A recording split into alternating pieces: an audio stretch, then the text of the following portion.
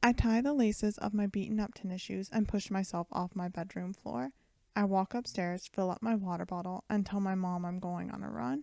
She smiles from the recliner in the living room as she watches me walk outside. I shove my earbuds into my ears and I begin to jog down the driveway. It doesn't take long for me to slip into my comfortable rhythm.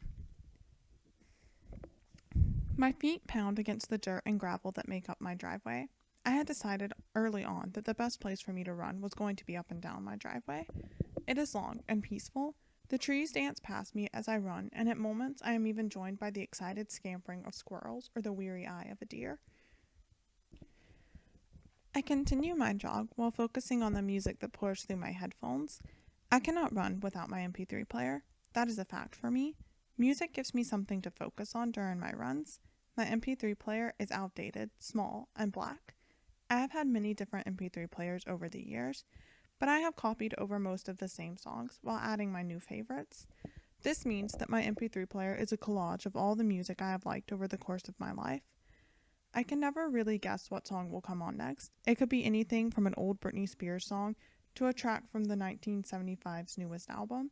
It is random, but it distracts me from the pain my old tennis shoes are causing my feet. I add buy new tennis shoes to a mental list that I will forget before I go back inside. I briefly stop for water, feeling slightly out of breath. I think about how over the course of the semester, I have noticed that a lot of people will say that they hate running. I have been told that time and time again. However, I have found that most people do not hate the act of running itself. What they actually mean is that they lack the agility, time, and motivation to run. Agility is something that can only be built over time. I know the feeling of an oncoming side ache as much as anyone, that throbbing that causes me to instantly want to stop, but it gets better with time. And even when I do still get the occasional side ache, I have learned that I have to be kind to myself. I can't constantly push myself through the pain. It is okay to slow down. It is okay to take a water break. Time is an obstacle I've learned to make do with. There's always going to be something else that I could be doing. However, it's also a good idea to take a little time for oneself. So I found myself building the time into my schedule to go on my runs. Often, it was a short amount of time, 20 to 30 minutes tops, but it was something.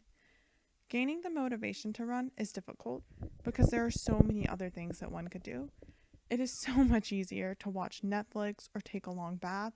Plus, many people, including me sometimes, have a mental block against running. It just sounds so hard. There is not a secret to get one motivated to run. Each person has to find their own reason. As I run, I think about my mom. I think about how difficult her journey has been and how wonderful she has always been to me. I think about all of the inside jokes I share with my sister Miranda and the novel that we are currently writing together.